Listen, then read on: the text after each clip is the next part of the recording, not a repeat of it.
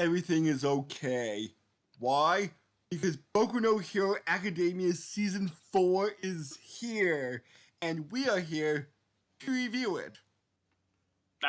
One episode at a time, or in this one particular episode's case, 2 in 1. Yes. Because we were told, hey, it's getting delayed, and then we were told, no, actually it wasn't. And we were like, what the fuck? I think it was delayed in some markets. I thought it was specifically in Japan because of the bad freaking,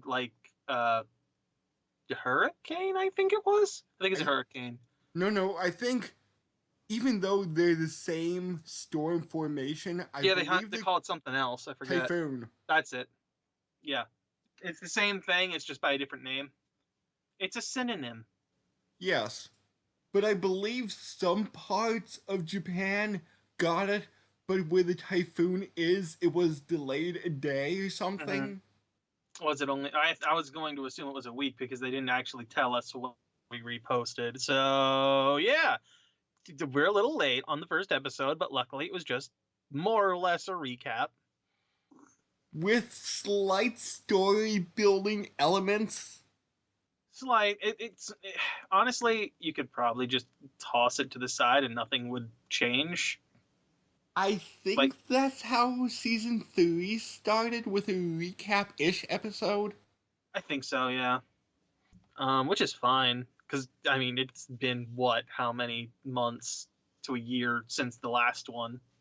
And come to think of it, I don't actually think I saw Season 3.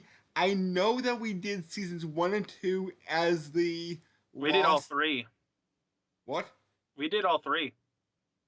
Oh. Yeah, it was all 3 on that lost episode that got, destroyed with your hard drive. Because I don't really remember... Do you remember All Might punching All for One? Semi, but... That was Season 3. Yeah, but not enough, because they were talking about that, and I'm like, I don't really remember All Might retiring. We did all 3. Okay, then. I'm going to go with you. I literally did all 3 so we could catch up and do this when 4 premiered. I'm going to go with you, but maybe I'll just have to reread them, because, like you said, it's been about a year since it was on. No, totally do it. You're not going to lose out by doing that. It's good. I mean, you remember Midoriya and Bakugo fighting each other at the end, right? Yeah, I do remember. Yeah, Season 3.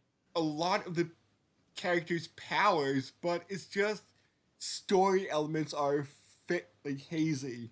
Yeah, Bakugo at the end of Season 3 learned that Midoriya inherited All Might's power. It was confirmed. He had suspicions, but it was confirmed then. Mm-hmm. And Cameraman, who is literally Camera Man.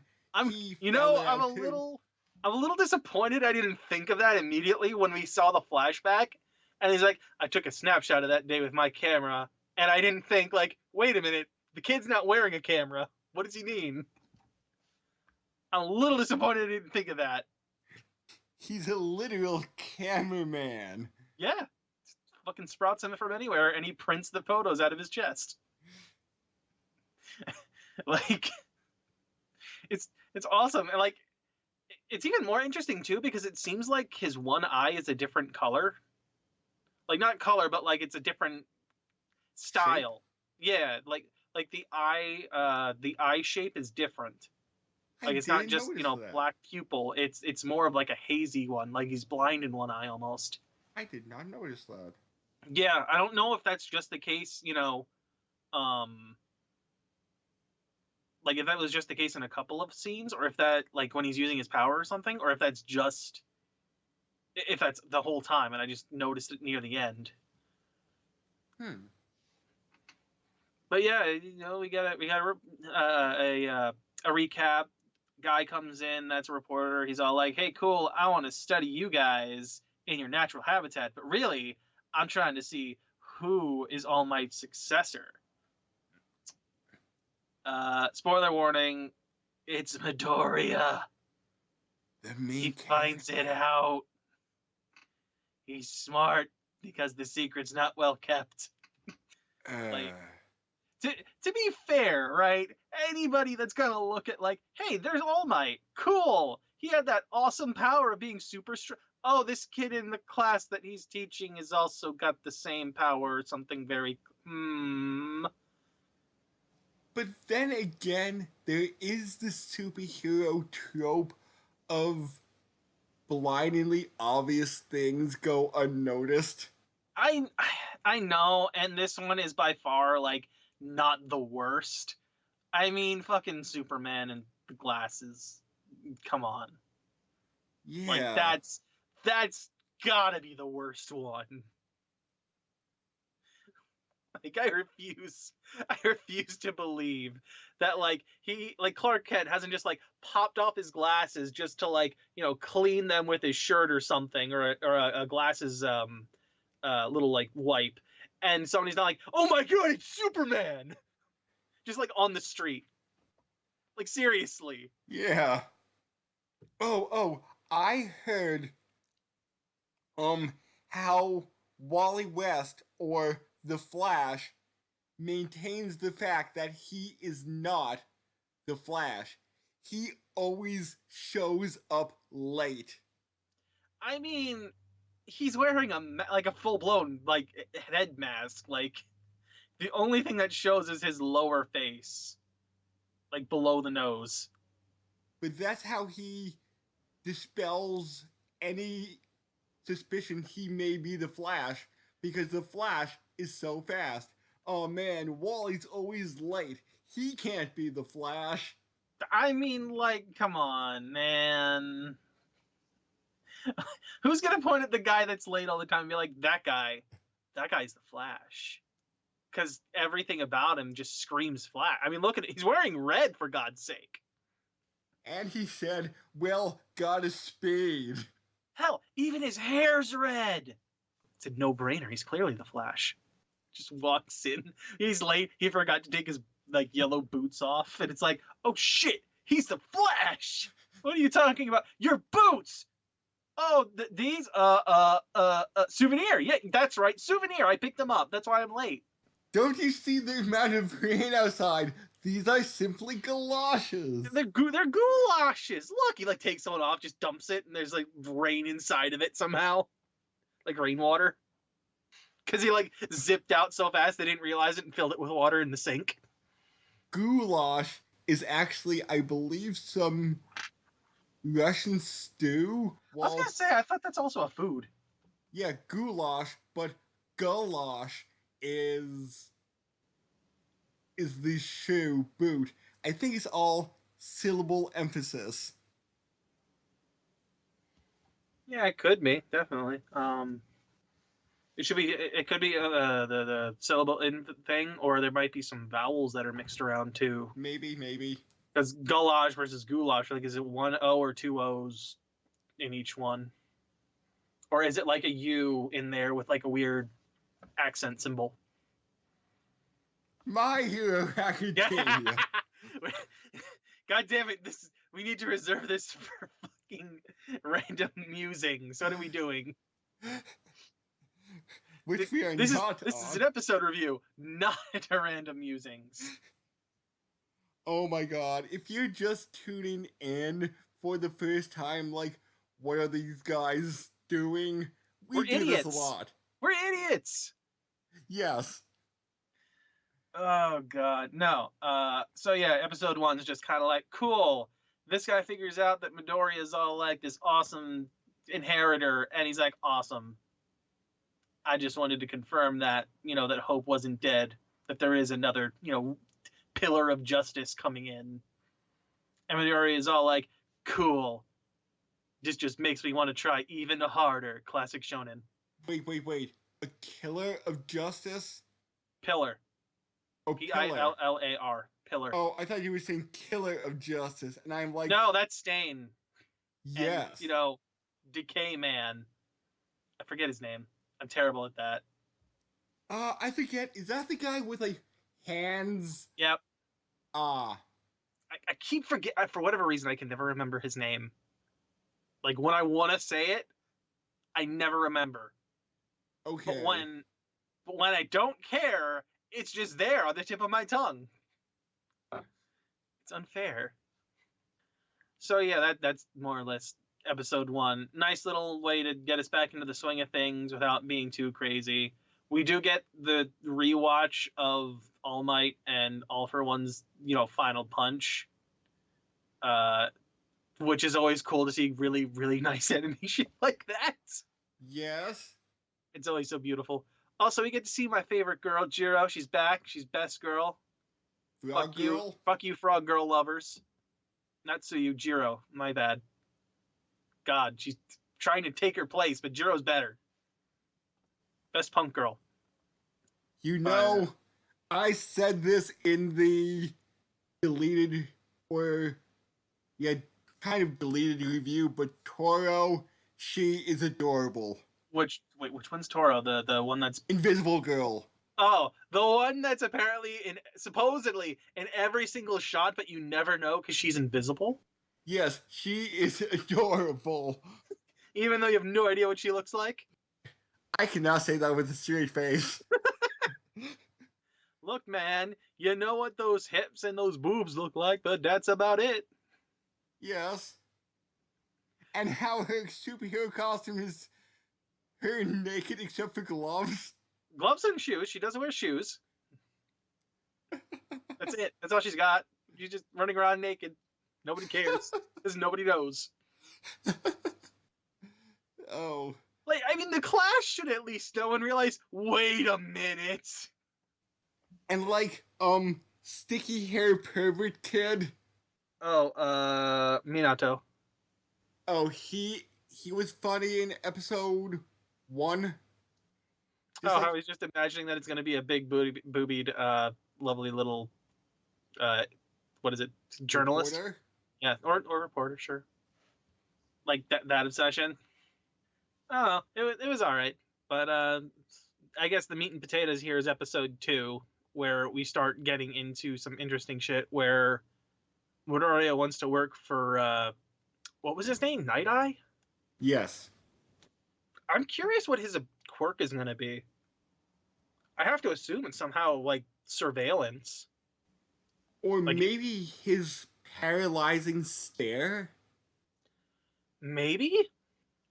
But surprisingly, Midoriya didn't recite it off. He usually jumps the gun on those things. Right. He didn't say a word about it this time, so I'm curious what his actual quirk is. He definitely seems to be someone that's like an information gatherer. Mm-hmm. Also, he has a tickle fetish. Or is it a humor fetish? I mean, he has a tickle machine specifically built to punish people. I feel like it's a tickle fetish. Right. And he's using humor as an excuse to use it. Or maybe it could just be not humor specifically, but a laughing fetish. Maybe. And the tickle machine is just the easiest and quickest way to make it happen. Okay. Point is, he's got a fetish for this kind of thing. Like I refuse to believe it's anything else. He gets off on it. Oh God. I kind of wish evil Yakuza didn't explode. That was interesting. So clearly they have a guy that's got a gun that was like shooting them and nullifying quirks, at least temporarily. With the bullets, like quirk nullifying bullets. It looked like they were little tranquilizer bullets. Like that's what was falling down then after like the one guy got blown up. Magnet guy. Yeah, him. I don't again, names not good. Yeah, with a cast so huge. I remember the heroes better than I do the villains, which is unfortunate. Yeah. Like I remember Togo, but she's the only one I really remember that well. Or Toga. But with like the Tournament of Power arc in Dragon Ball Super, there was just like 15, 20 names to remember. you're never going to remember any of them. The only ones anyone's ever going to remember are the ones from Universe 6, which we already know about, so we have previous experience with them. And the three main other characters, Jiren, Dispo, and Topo. Universe 7. Those are 11. Universe 7. Yeah. 6. You say Universe 6. No, 6. Champa's universe. Okay. I thought you meant like the main universe, and I'm like, that's 7. No, obviously we're going to remember 7. They're the main cast. We're never going to forget those idiots. Right. Specifically not that big idiot Goku, who just forgets shit all the time. Oh my god. Yeah, no, obviously we know Universe 7 and the main cast. We're going to know 6 because we've had previous experience with 6, as well as some unique shit like Cauliflower and Kale, who are just fucking adorable. Yes. And the fact that they're the first universe, like, female Saiyans that we're running into within the canon. And then obviously you've got, like, the 3 from 11, Dispo, Topo, and Jiren, because, of course, we're going to focus on them more than anyone else as far as villains go. The rest of the cast, you could just throw in the trash and I won't remember their names. And that's... Except for one side character, which isn't even the anime's fault. It's because Moscow X just focuses down on him, and that's Bororetta, which was the goddamn stupid robot. I thought it was Dr. Yota. Nope. Bororetta. That was the robot from Universe 3. One of the robots from Universe 3. Fuck me if I remember what he looks like, but I remember he's one of the robots from Universe 3. But Dr. Yota! He's like Russian Invader Zim. If I watched the dub, maybe I'd remember it, but I don't. Oh my god. But My Hero Academia. Yeah, see, you're doing it again. We do this a lot. But yeah, anyway, yeah, I'm real curious what this guy's plan is supposed to be. We only got his name like once, I think. I know he's supposed to be part of like some kind of Yakuza branch, like Shie something or something Shie. I'm curious what he's up to. His quirk, I think, is making people's blood explode.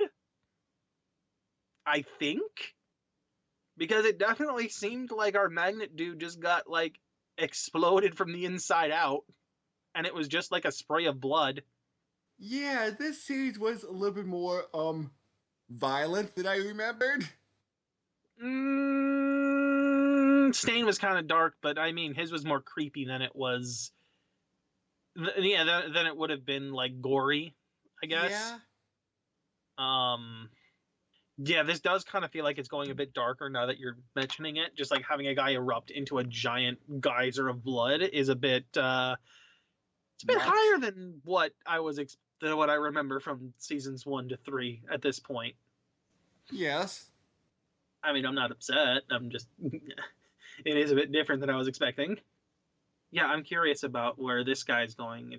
I assume it has to have something to do with that little girl that's in the opening and the ending. I don't know what her deal is. No, she's got like one random horn. She's covered in bandages. I'm going to guess that she had some kind of Ilyasville type of treatment where she was experimented on.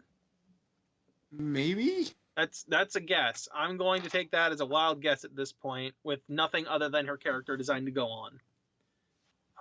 And either she needs to be rescued, and that's the main crux, because for whatever reason people want this new quirk that might have been created. It could be interesting if they're doing like artificial quirks.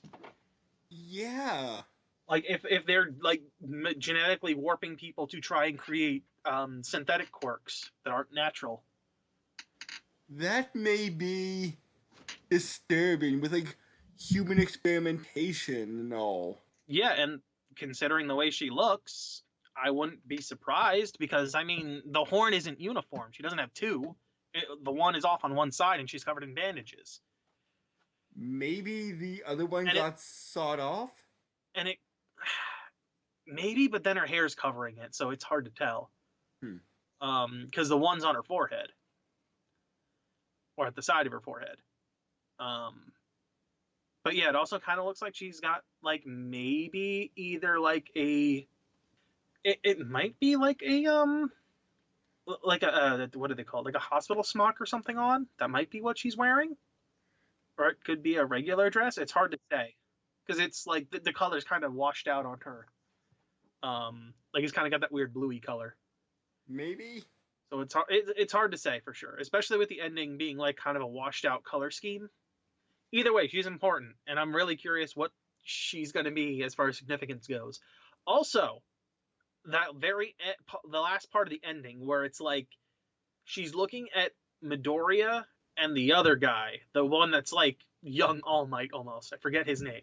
Oh yeah, Young All Might.